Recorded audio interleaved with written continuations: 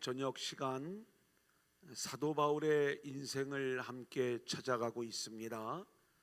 특별히 우리가 사도행전의 말씀 그리고 바울 서신의 이야기들을 우리가 함께 찾아가면서 이 사도 바울의 영성을 그리고 그의 전도의 열정을 우리가 함께 배우기를 원하는데, 지금까지 배운 내용들을 간략히 정리를 해보면 사도 바울을 태어나기 전부터 하나님이 계획하셨던 것을 우리가 함께 나누었습니다. 사도 바울의 조상들을 바울이 태어나기 170년 전에 길리기아 다소라고 하는 지역으로 이주하게 하고, 그리고 그곳에서 바울이 태어나게 하시는 것, 이것은 훗날 바울이 태어났을 때 그가 로마 시민권을 가진 자가 되었고, 그리고 헬라어에 능통한 자가 되었으며 헬라 문화, 헬라 철학을 쉽게 접할 수 있는 그러한 위치에 있게 되었다.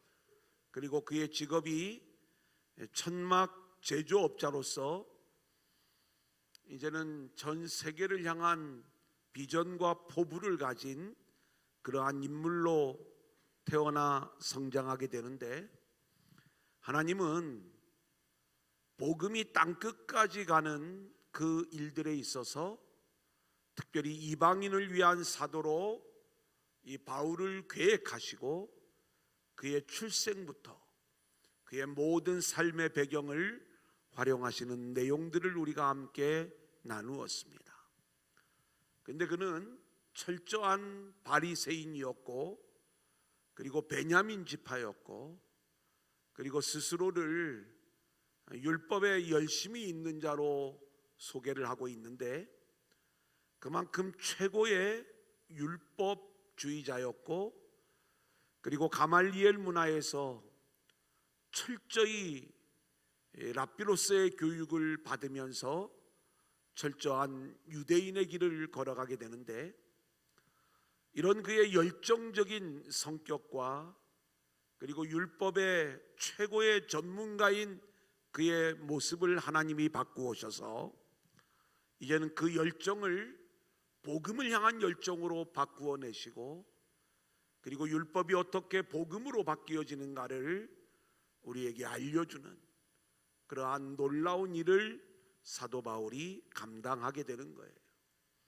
그래서 우리는 사도행전에서 9장 말씀을 보면 사울이 다메섹 예수 믿는 사람들을 잡으러 가다가 빛으로 찾아오신 주님을 만나는 이야기를 우리가 함께 배우죠.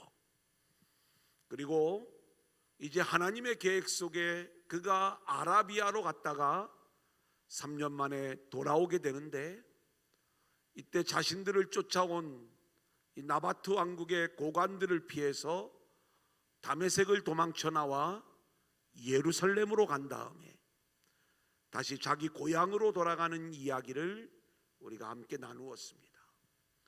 사도 바울의 인생을 보면 예수님을 만나면 바로 그의 사역이 시작되는 줄 알았는데, 3년 동안 아라비아에서 하나님의 훈련과 연단을 받는 과정, 그리고 다시 자기의 고향으로 돌아가 10여 년의 세월을 또 그렇게 훈련받고 연단받는 바울의 인생을 우리가 보게 되는 것입니다.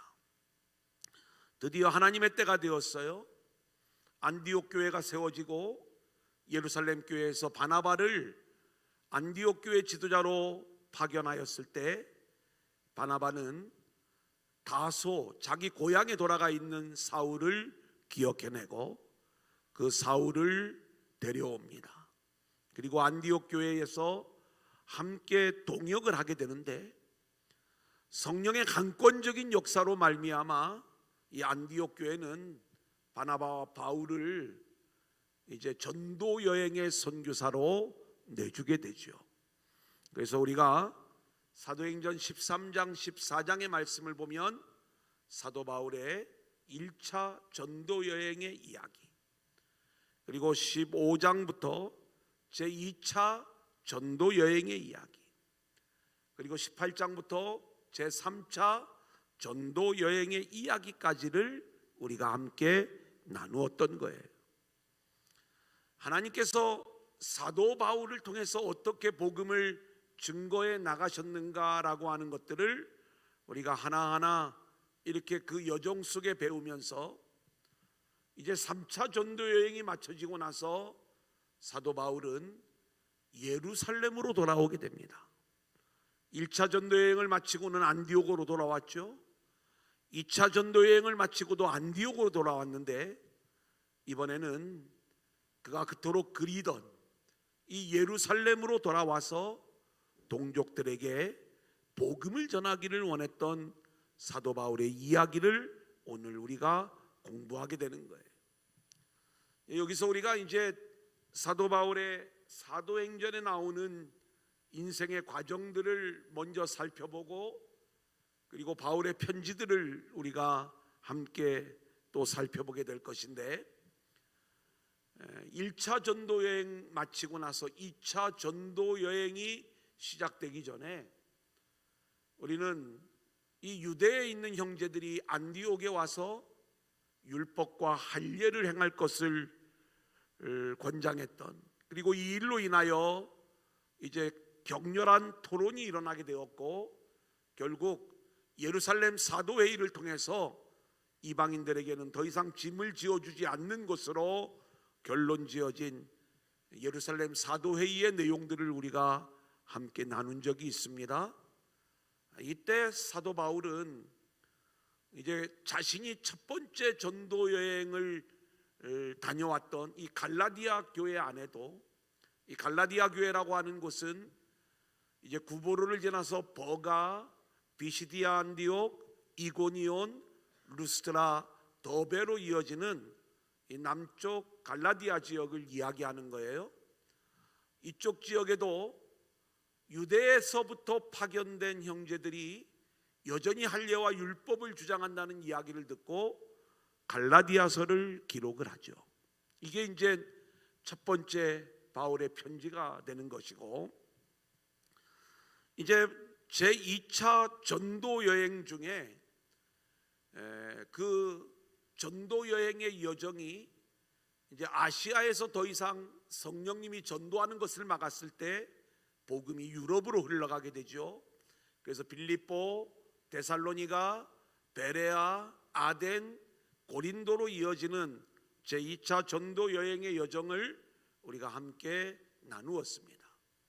이때 이제 사도 바울은 데살로니가 교회에 편지를 보내는데, 2차 전도 여행에서 데살로니가를 지나 베레아, 아덴, 고린도에 있을 때에 고린도에서 1년 6개월을 지내면서 데살로니가에 첫 번째, 두 번째 편지를 보낸 내용이 우리가 데살로니가 전서, 후서의 내용이 되는 거예요.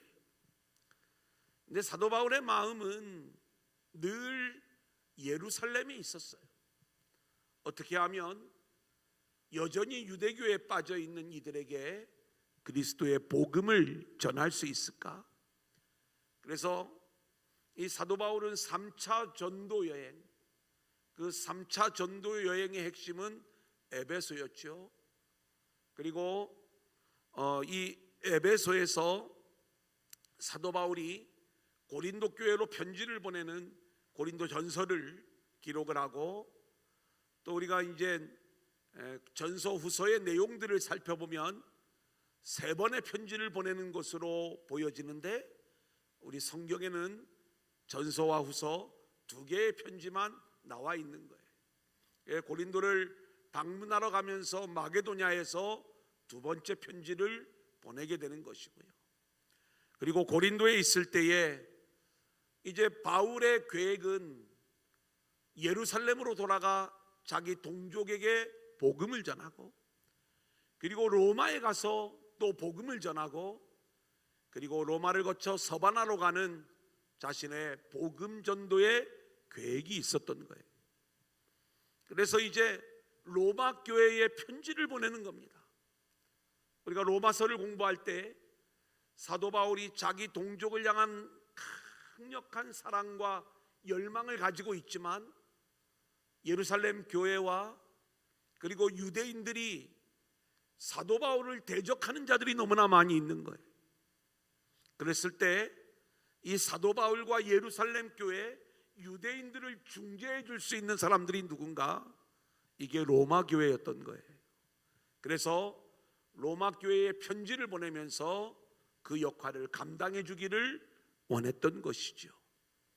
이토록 열망하던 그 예루살렘으로 사도 바울이 오늘 들어가는 겁니다. 생명을 걸고 들어가요.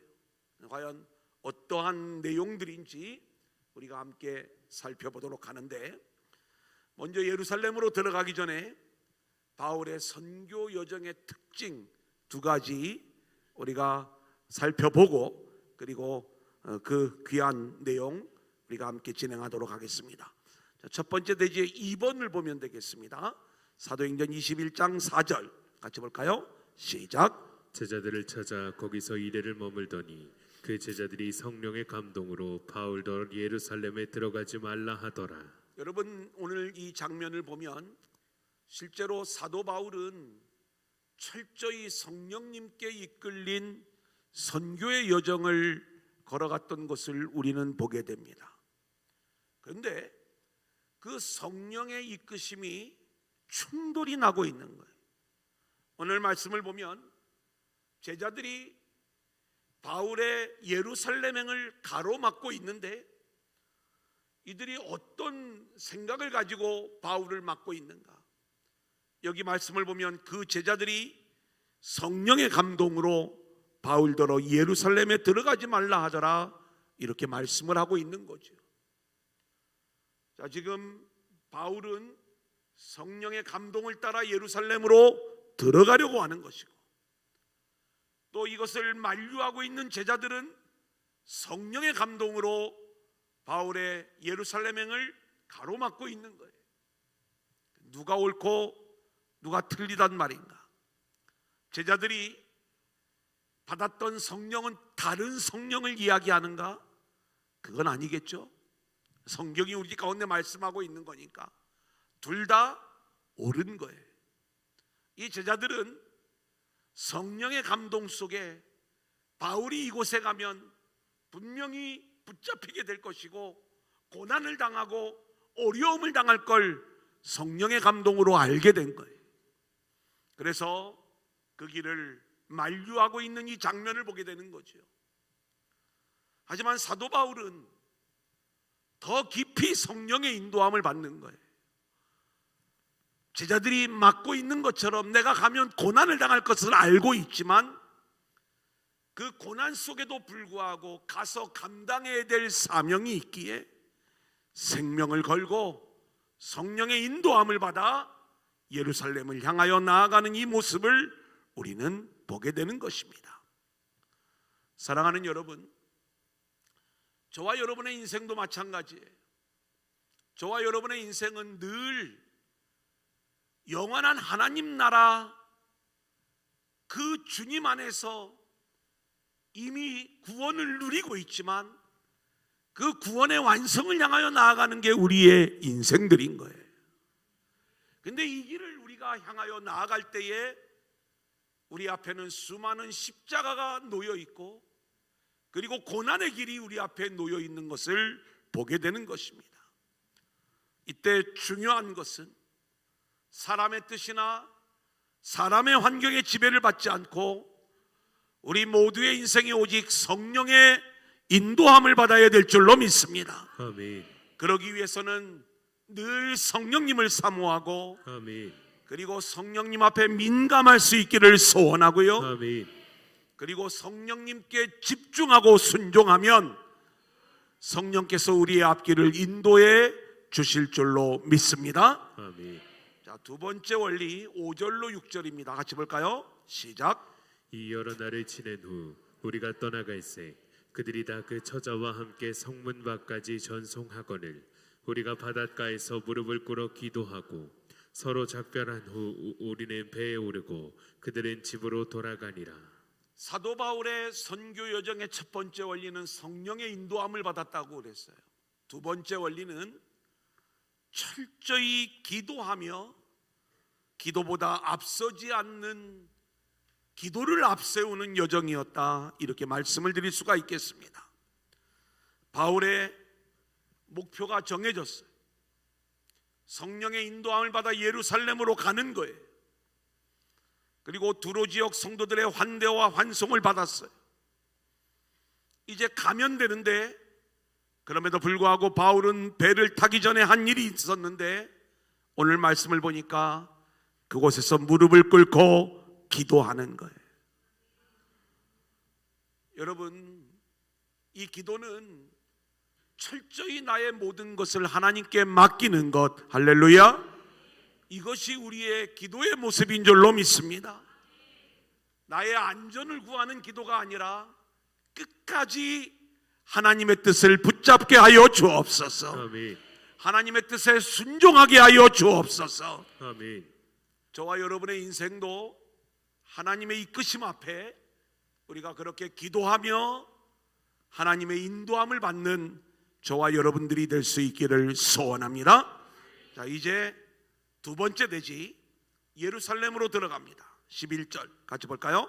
시작. 우리에게 와서 바울의 띠를 가져다가 자기 수족을 잡아매고 말하기를 성령이 말씀하시되 예루살렘에서 유대인들이 이같이 이 띠 임자를 결박하여 이방인의 손에 넘겨주리라 하거늘. 여러분, 지금 바울이 계속 도전을 받고 있는 거예요.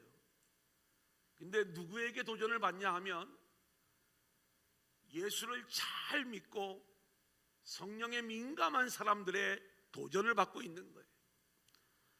바울이 예루살렘으로 가면서 가이사랴에 도착을 하고 그리고 빌립의 집으로 들어가게 됩니다. 자, 그런데 이 전도자 빌립의 집에 머물러 있을 때에 아가보라고 하는 선지자가 와서 예언을 하는 거예요. 당신이 예루살렘에 들어가게 되면 결박을 당하고 이방인의 손에 넘겨지게 될 것입니다. 자, 그러니까 또 바울을 만류하는 거죠. 하지만 그러한 것들이 하나님의 음성이고 또 성령의 알려주심인 게 분명하지만 그러한 고난이 예견되어져 있음에도 불구하고 바울은 자신이 감당해야 될 사명이 있었기에 더 깊이 성령님을 붙잡고 예루살렘을 향하여 들어가고 있는 바울을 우리가 보게 되는 거예요.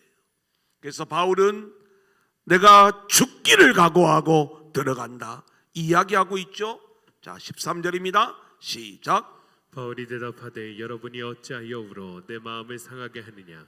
나는 주 예수의 이름을 위하여 결박당할 뿐 아니라 예루살렘에서 죽을 것도 각오하였느니라 하니.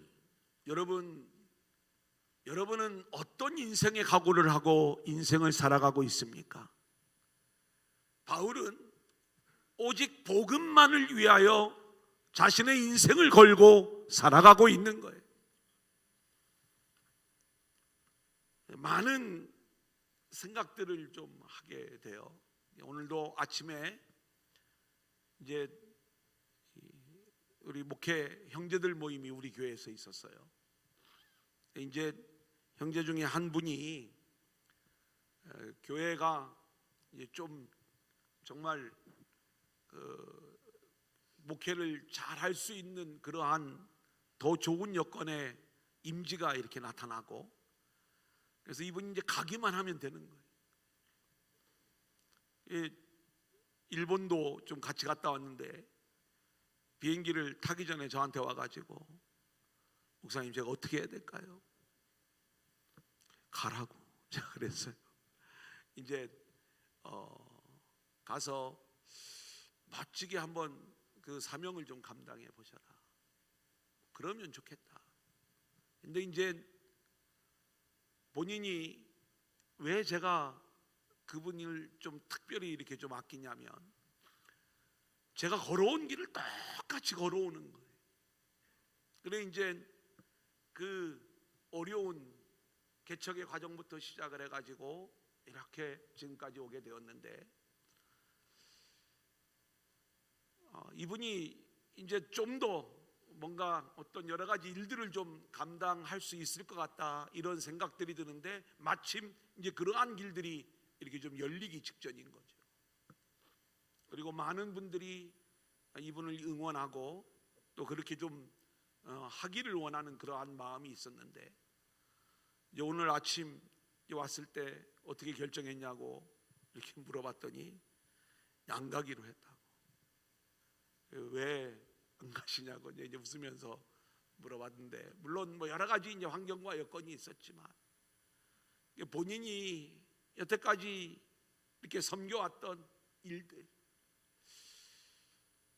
그것을 부정하고 싶지 않았던 마음이 가장 컸을 것 같아요. 그러면서 뭔가 하나님이 함께하게 해주신 그 제단을 향해서 끝까지 뭔가 내 인생을 걸고 사명을 감당해야 되겠다. 제가 잘하셨다고 또 그랬어요.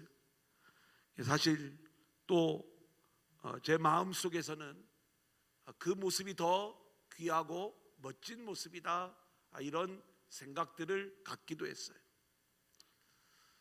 우리에게는 수많은 인생길이 있습니다. 그리고 자신의 인생의 성공을 위해서 사람들은 저마다 애쓰고 수고하며 나아가는 것, 이것이 우리들의 인생들인 거죠. 근데 거기에는 하나님의 뜻보다는 자신의 욕심과 자신이 원하는 길, 자신이 높아지는 길, 여기에 관심을 두는 것, 이것이 많은 인생들이 걸어가는 길인 거예요. 근데 오늘 사도 바울의 여정을 보면 그는 죽기를 각오하고 예루살렘으로 들어가는 거예요. 가면 영광을 받는 자리가 아니라 고난을 받고 정말 죽을 수도 있는 그 자리. 하지만 기꺼이 그 십자가를 지면서 자기 동족을 위하여 복음을 증거하여야 하기에 여기에 목숨을 걸고 있는 사도 바울의 모습을 우리가 보게 되는 것 아니겠습니까? 오늘 저와 여러분도 주의 복음을 위해 생명을 걸 수 있기를 소원하고요, 저와 여러분이 인생에 이루고 싶은 수많은 꿈들이 있겠지만 그 모든 꿈을 뛰어넘어 하나님의 그 놀라우신 계획, 저와 여러분의 인생을 향한 계획이 뭐겠어요? 우리가 복음의 사람이 되는 거고 그 복음을 전하는 것, 이것이 우리 하나님의 소원 아니겠습니까? 아멘. 이것을 위해서 저와 여러분의 일생을 각오하고 믿음의 길을 걸어가는 저와 여러분들이 될 수 있기를 소원합니다. 아멘. 자, 이제 15절로 17절 드디어 예루살렘이에요. 시작. 이 여러 날 후에 여장을 꾸려 예루살렘으로 올라갈새 가이사랴의 몇 제자가 함께 가며 한 오랜 제자 구보로 사람 나손을 데리고 가니 이는 우리가 그의 집에 머물려 함이라. 예루살렘에 이르니 형제들이 우리를 기꺼이 영접하거늘. 자, 예루살렘에 도착하였을 때 바울을 환영하는 형제들이 있었어요. 19절 시작. 바울이 분한하고 하나님이 자기의 사역으로 말미암아 이방 가운데서 하신 일을 낱낱이 말하니. 바울은 이제 예루살렘에 와서 얼마 만에 오는 겁니까? 우리가 이 장면을 생각해 보면 사도 바울이 예루살렘에서 2주간 동안 이제 있다가 다소로 가서 다시 안디옥 교회 지도자로 있을 때에 이제 부조의 헌금을 가지고 예루살렘을 또 한번 왔다 가죠. 그 다음에 1차 전도 여행과 2차 전도 여행 사이에 예루살렘 사도회의 때 또 한번 다녀가죠. 그런데 그의 마음은 철저히 그 자기의 동족을 복음화시키기 위한 그 마음으로 가득 차 있어서 이제 이곳에 가서 하나님께서 자신을 사용하셨던 전도의 여행들, 그 모든 열매들을 하나하나 보고하고 있는 그 모습을 보게 되는 것입니다. 이제 21절로 24절 시작. 내가 이방에 있는 모든 유대인을 가르치되 모세를 배반하고 아들들에게 할례를 행하지 말고 또 관습을 지키지 말라 한다 함을 그들이 들었도다. 그러면 어찌할꼬? 그들이 필연 그대가 온 것을 들으리니 우리가 말하는 이대로 하라.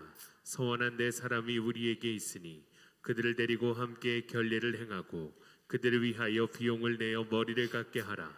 그러면 모든 사람이 그대에 대하여 들은 것이 사실이 아니고 그대도 율법을 지켜 행하는 줄로 알 것이라. 자, 여기 말씀을 보면 야고보 일행이 바울에게 제안을 하는 거예요. 유대인들이 너를 보게 되면 크게 공격을 가할 것이다. 유대인들과 유대적 그리스도인들에게 이 바울은 율법을 추구하고 있는 그들에게는 대적자가 되는 거예요.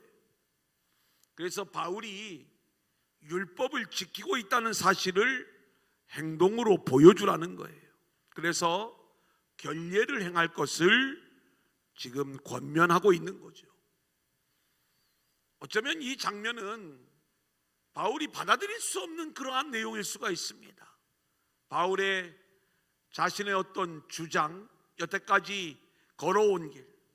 근데 놀랍게도 바울은 이 제안을 받아들이는 것입니다. 뭐 좀 부드럽게 하려고 이 제안을 받아들이는 게 아니라 진리가 아닌 문제에 대해서는 기꺼이 양보하는 거예요. 여러분, 우리가 좀 알아야 될 내용이 있어요.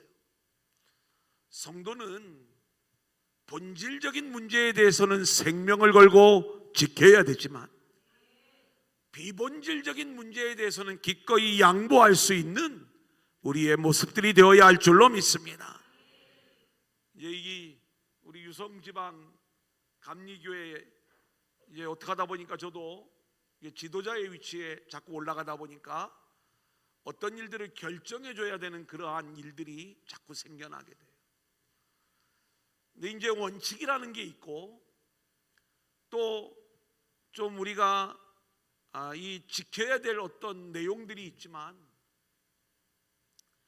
그것을 꼭 지키려고 하다 보면은 참 어려움이 많은 거예요. 저는 원래 처음 제가 개척을 하려고 할 때 그 첫 개척 장소에서 제가 개척을 하지 못했어요. 반대를 하는 거예요. 너무 가깝다고 교회가. 근데 이제 다른 교단은 반대할 권리가 없어요. 우리 같은 감리교회에서 너무 가깝지 않냐. 어디 갈 데가 없어 거기밖에. 물론 뭐 딴 데서 할 수가 있겠지요. 그래 이제 주변에서 그래요. 그러거나 말거나 시작을 하면 몇 달 지나면 다 허락한다고. 그런데 저는 그 마음을 하나님이 돌려주기를 원했어요. 좀 그렇게 하고 싶지가 않았어요. 그 목사님하고 저하고는 지금 굉장히 가깝게 지내요. 그 목사님이 정 올 것 같으면 본인 교회가 이제 지금 어디로 이사를 갈 텐데 그게 한 6개월 정도 걸린다는 거예요. 실제로 짓고 있었어요. 우리가 이사 가면 그때 와라 그렇게 얘기를 하더라고요. 제가 이렇게 뭐 이제 교인 아무도 없는, 제가 그때가 나이가 30대 초반에 목회자가 개척을 하려고 하는데 이것을 왜 이렇게 막는가? 그래서 제가 이렇게 불편하게 하면서 교회를 여기다 개척하면 안 되겠다 해가지고 또 그때부터 정처 없이 또 돌아다니는 거예요. 어디 가서 개척을 할까? 그래 이제 개척한 곳이 대전시 서구 둔산동 1198번지 연세빌딩 5층에다가 이제 교회를 이제 개척을 하게 된 거예요. 그래서 글로 온 거예요. 나중에 보니까 하나님이 글로 저를 밀어내려고 그렇게 이끄셨던 것인데 이제 그런 마음이 있었던 거죠. 그러다 보니까 제 마음 속에 늘 그런 불편함이 있어요. 하나님의 교회가 세워지는 건 절대로 방해하지 말자. 그리고 그것은 꼭 될 수 있도록 좀 열어주자. 그래 이제 웬만하면 되게 해주자고 제가 얘기를 해요. 거리가 너무 가깝대. 아니 그 자리에 감리교회가 아닌 장로교회가 들어오면은 우리가 막을 수가 없어요. 근데 같은 감리교회끼리라고 이걸 막고 못하게 하고, 그리고 또 다 전도할 것도 아니잖아요. 이왕이면 열어주고 격려해주고, 그리고 뭔가 사명을 잘 감당할 수 있도록 그렇게 일들을 좀 열어줘야 되지 않겠냐. 이제 가능하면 뭔가 어떤 규정을 세우고 지키는 것도 중요하겠지만 우리가 좀 길들을 좀 열어주는 것, 이게 본질은 하나님의 교회가 세워지는 게 본질적인 일인 것이고, 뭔가 사람끼리 거리를 좀 지키는 것은 비본질적인 일이라고 생각을 하기 때문에 오늘 이 말씀을 준비하면서 그 내용이 생각났던 거예요. 자, 이제 세 번째 대지입니다. 올바른 성전신앙. 이제 바울이 사로잡히게 돼요. 자, 어떤 내용인가? 27절 같이 볼까요? 시작. 그 이래가 거의 참에 아시아로부터 온 유대인들이 성전에서 바울을 보고 모든 무리를 충동하여 그를 붙들고. 예, 이제 바울이 예루살렘 성전에 들어와 있는 장면을 보면서 유대인들이 흥분을 합니다. 그리고 소리를 치는 거예요. 그리고 바울을 붙잡는 거예요. 바울이 율법을 어겼다는 거예요. 할례를 무시했다는 거예요. 이방인과 짝하면서 유대인들을 무시했다는 거예요. 근데 우리가 알아야 될 것이 있어요.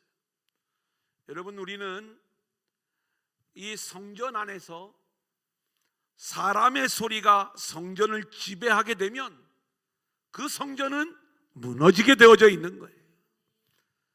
이 성전은 오직 하나님의 음성이 이 성전을 지배해야 되는 것이고, 오직 하나님의 말씀에 통치만이 있는 교회와 성전이 되어야지, 사람의 목소리가 주장하기 시작을 하면 교회는, 성전은 무너지게 되어져 있다.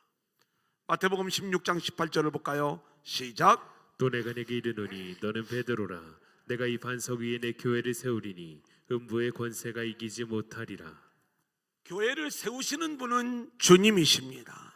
아멘. 그렇기 때문에 교회의 주인은 예수님이 되셔야 되는 줄로 믿습니다. 아멘. 우리가 5번의 만남을 진행을 할 때 이제 마지막 5번째 배우는 내용이 교회에 대한 내용이에요. 제가 그때 꼭 이 내용들을 말씀을 드리는 거예요. 여러분은 우리 교회를 왜 등록하셨습니까? 왜 우리 교회에 나옵니까?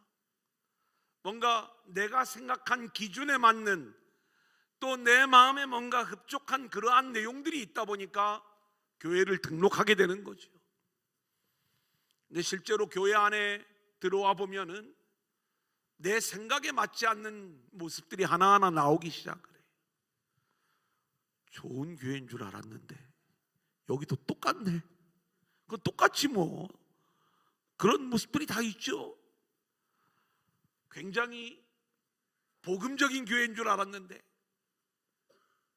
또 그래서 복음적인 사람들만 모여 있는 줄 알았는데 보니까 다 또 나름 여기도 갈등이 있고 문제가 있고 뭐 이런 여러 가지 내용들이 있는 걸 알게 되는 것 아니겠어요?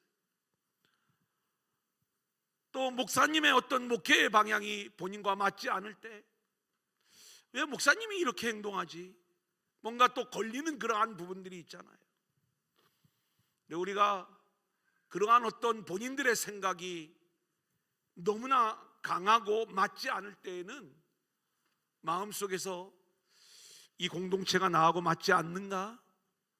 이제 내가 이 공동체를 떠나야 되는가? 이런 생각까지 갖게 되는 것, 이것이 우리들의 신앙생활의 모습들 아니겠습니까? 근데 알아야 될 것이 있어요. 교회의 주인은 주님이시고요, 교회는 내 생각대로 움직이는 게 아니라 오직 주님의 뜻대로 움직여져야 될 줄로 믿습니다. 아멘. 그래서 주님이 내 교회를 세운다, 이렇게 말씀을 하고 있는 것이고요. 음부의 권세가 이기지 못한다는 이야기는, 이 음부의 권세는 뭐냐? 악한 영이 못 움직인다는 것 아닙니까? 악한 영은 항상 사람의 의, 그리고 사람의 뜻, 이것을 주장하는 게 음부의 권세인 거예요. 오직 주님의 뜻만이 세워지는 교회로 세워져야 될 줄로 믿습니다. 아멘. 자, 이제 31절로 32절 같이 볼까요? 시작. 그들이 그를 죽이려 할 때에 온 예루살렘이 요란하다는 소문이 군대의 천부장에게 들리매 그가 급히 군인들과 백부장들을 거느리고 달려내려가니 그들이 천부장과 군인들을 보고 바울 치기를 그치는지라. 여러분, 교회 안에서 엄청난 소란이 일어나고 바울이 붙잡히고 막 맞고 있는 그러한 상황 속에서 소요가 일어났다는 이야기를 천부장이 듣고 교회 안으로 달려오는 거예요. 성전으로 와서 이제 이 상황을 정리하는 겁니다. 여러분, 그런데 우리가 알아야 될 것이 있어요. 교회가 갈등이 일어나면 이 문제를 세상 법정으로 가져가는 경우들을 많이 보게 돼요. 세상과 가까워진 교회는요, 반드시 무너지게 되어져 있는 거예요. 서로를 용서하고 사랑하고 배려하고 품어주고, 여러분, 이게 교회요 성도의 모습 아닙니까? 사람들은 늘 자신의 의를 그리고 자신의 정당함을 주장하다 보면 아무리 성전이라 할지라도 결국 세상이 개입하게 돼. 그래서 우리는 절대로 우리가 복음의 힘, 말씀의 힘을 붙잡는 자들이 되어야지 세상을 붙잡는 교회가 되어서는 안 된다는 것을 우리가 깨달아야 되는 거예요. 그래서 저는 늘 이야기를 합니다. 물론 하다 보면 안 될 때도 있어요. 제가 유성구 기독교연합회 회장을 1년 동안 하면서 우리 교회에서 광복절 기념 예배를 드렸잖아요. 나는 국회의원들 안 왔으면 좋겠다. 또 뭐 좀 높은 사람들 좀 안 왔으면 좋겠다. 유성구 연합회니까 유성구청장만 오시라고 와요. 근데 구청장을 오게 하면 구의 의장이 또 와야 된다는. 그래, 거기는 또 오시게 하자. 그래서 국회의원들은 다 안 오는 걸로 했는데 그냥 온 거예요. 보니까 이제 이 높으신 목사님들이 또 이렇게 이제 국회의원한테 아무개 의원 우리 이번에 하는데 한번 와야지. 국회의원들이야 뭐 표가 되는 곳이라면 언론은 오지 않겠어요. 근데 교회는요, 우리가 알아야 될 것이 있어요. 교회 안에 오직 복음만이 선포되어지고, 아멘. 그리고 복음으로 이루어지는 그러한 교회가 되어야지 세상의 힘을 이용하려고 하거나 세상의 이념 또는 물질, 이러한 것들이 교회 안에서 움직여지기 시작을 하면 우리는 복음을 놓쳐버릴 수밖에 없는 거예요. 아멘. 그래서 우리는 철저히 복음만을 붙잡고 그 복음으로 통치되어지는 주의 재단이 되어질 수 있기를 소원합니다. 아멘. 자, 이제 20절, 누가복음 21장 20절 같이 볼까요? 시작. 너희가 예루살렘이 군대들에게 에워싸이는 것을 보거든 그 멸망이 가까운 줄을 알라. 그렇죠. 예루살렘은 하나님이 계신 곳, 예배가 드려지는 성전인 거예요. 근데 이곳에 세상이 들어오면 안 되는 거예요. 본질은 눈에 보이는 성전보다 더 중요한 것이 저와 여러분의 심령의 성전인 줄로 믿습니다. 아멘. 우리의 심령의 성전은 오직 성령으로 말씀으로만 채워져야 되는 줄로 믿습니다. 아멘. 여기에 세상 것이 들어와서 우리를 움직이고 지배하기 시작하면 우리 심령의 성전은 무너지게 되어져 있는 거예요.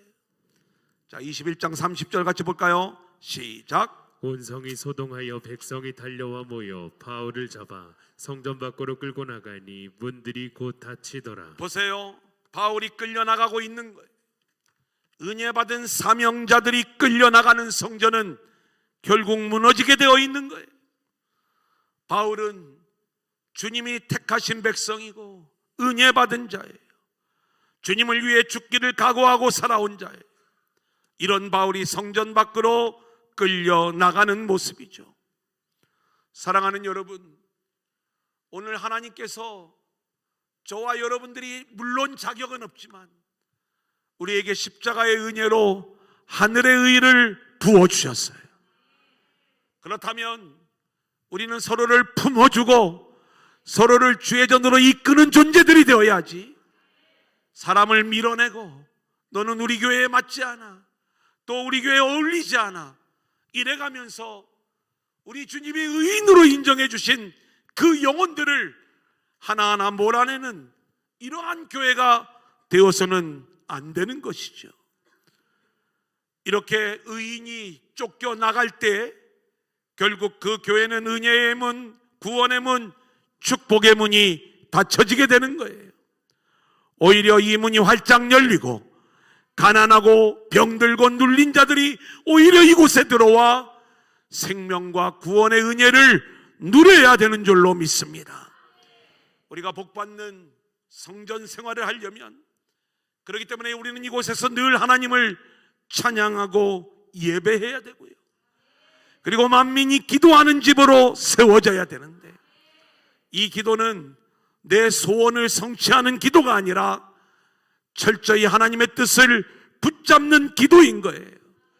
그리고 오직 말씀이 주장하는 제단으로 세워져야 될 줄로 믿습니다. 눈에 보이는 성전도 우리가 중요하지만 우리의 심령의 성전도 이렇게 무장되어질 수 있기를 소원합니다. 이제 마지막 대지입니다. 사도 바울의 사명 감당이에요.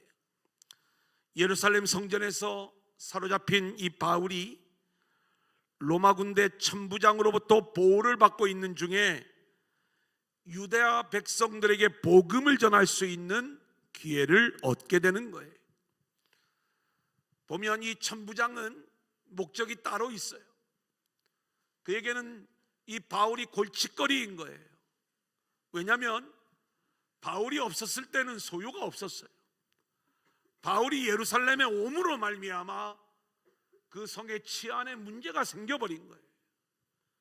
바울 한 사람 돌에 맞아 죽어도 아무 문제가 안 되면 상관이 없는데, 이 바울은 로마 시민권을 가진 자예요. 어쩔 수가 없어. 로마 시민권을 가진 바울은 지켜야 되겠는데, 유대인들이 이 바울을 죽이려고 하니까 이 천부장이 얼마나 어렵겠어요. 이 천부장은 로마 군대의 천부장 아닙니까? 대적이고 이방인이에요. 근데 놀라운 사실은 그는 질서를 유지하기 위하여 여기에 와 있는 사람이지만 이 사람을 통해서 바울이 보호되고 있고요, 그리고 이 사람을 통해서 바울에게 복음을 전할 기회가 열려지고 있는 걸 보게 되는 거예요. 여러분, 세상의 힘은요, 우리가 이용하려고 하면 안 되는 거예요.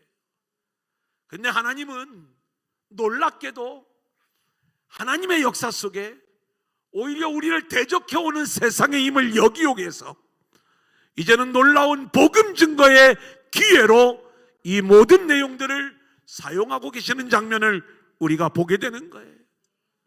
저와 여러분이 세상의 권력을 추구하지 않아도 필요하다면 하나님께서 그 권력을 주의 복음을 전하는 도구로 사용하시기도 하고, 우리가 세상의 물질을 추구하지 않아도 필요하다면 하나님께서 그 물질을 쏟아부어 주시기도 하고, 그러면서 하나님의 역사를 진행해 나가는 줄로 믿습니다. 바울은 그가 어떤 권력에 손을 대지 않았어요.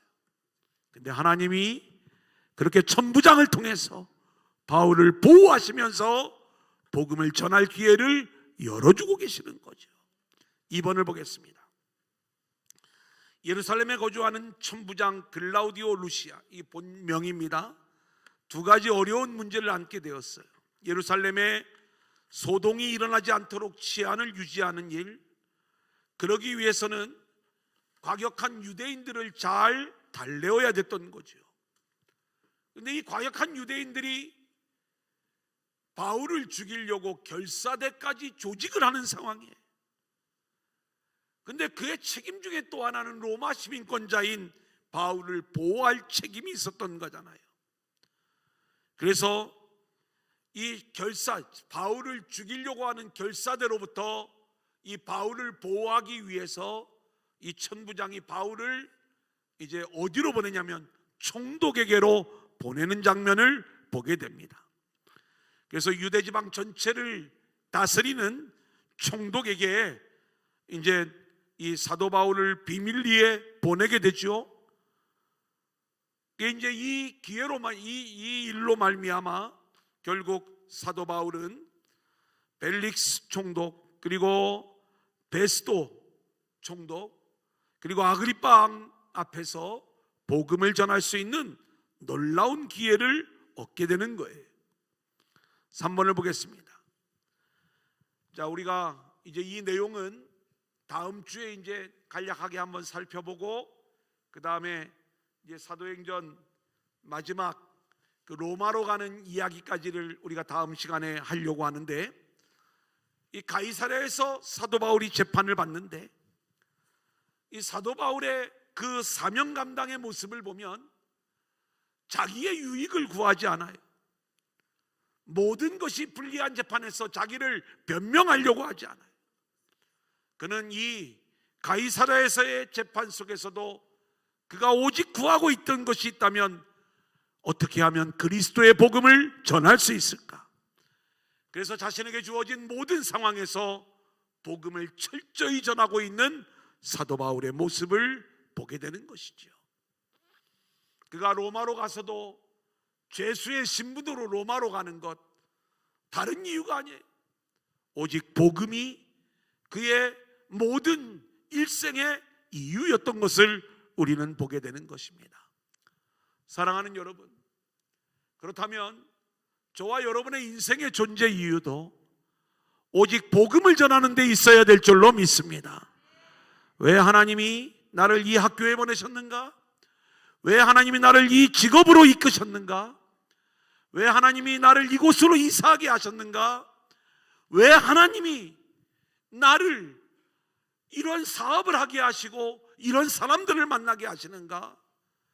거기에서 어떻게 하면 내가 출세하고 내가 많은 돈을 벌고 내가 성공하는 이 일을 우리가 찾을 것이 아니라 그 모든 환경 속에서 사도 바울처럼 복음을 전할 기회를 찾고, 그리고 복음 증거에 생명을 걸고 사명을 감당하는 저와 여러분들이 될 수 있기를 소원합니다.